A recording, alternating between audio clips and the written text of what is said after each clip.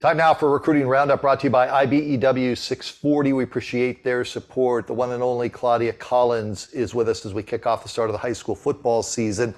And with that said, we just heard from Eric and Zach. They're going to be out at some games.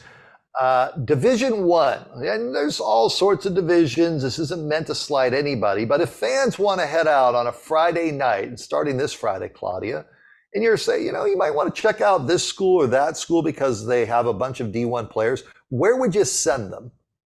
Okay, so there's the usual suspects like Chandler, Hamilton, Basha, especially the last few years. So those kind of feel like the obvious ones that everyone knows.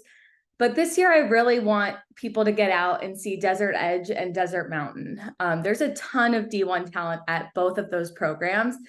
And I want to talk trios because on defense, the Scorpions have so much talent with Andre Gibson, Jonathan Kamara, and Deshaun Warner. Funny enough, they're all committed to Kansas. So Kansas is getting a lot of defensive talent out of Desert Edge, but also offensively with Keziah and Dia Johnson at wide receiver. And they've got an awesome running back who's committed to Idaho. Trios again at Desert Mountain, Santana Wilson, Dylan Hip, and Dylan Tapley.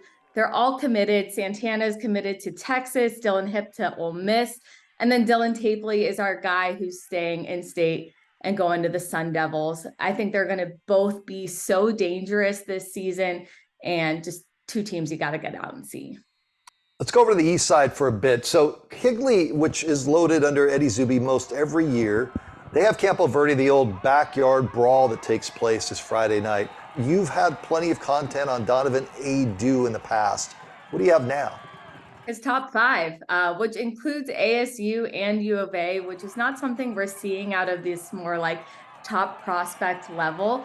It's becoming more popular now as we've seen so many guys that are starting to commit to ASU and U of A from that top tier talent level.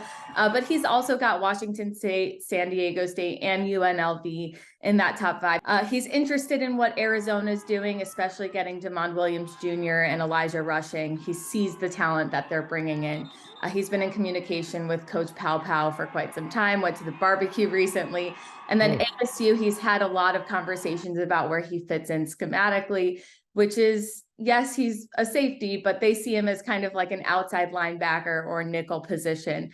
But he's got some personal goals this season that are a little bit outside of the stats, which I like to see. I've always been sort of a leader on our team, but definitely just want to keep that role and just know that like I'm the leader of not just the defense, but our whole team. And, if we're down, being able to bring our team up and just talk to them and be like, hey, we got this. Outside of working on his leadership, he's really looking forward to that Williams Field game after beating them for the first time last season. So that's the game that's circled on his schedule. Before I get you out of here, I had Jody Jackson on recently and her son Connor Ackerley, the quarterback over at Corona del Sol. She was talking about the Ivy League schools and all of that. What's the latest on his recruitment? The latest is he's still waiting on that first offer, that first D1 offer. I've got to be honest, I think it's coming, and I think it's going to come in the first few weeks.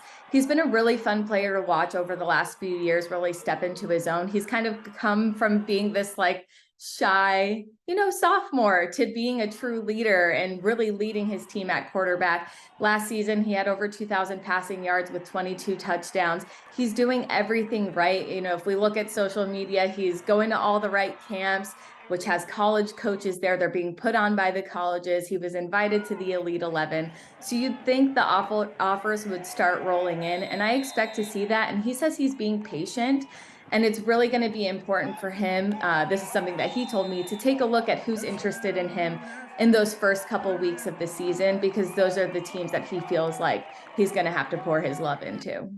That's good stuff there from Claudia Collins. She knows all, tells all every week through her notebooks and her content that you can follow on sports360az.com and also online. Thanks.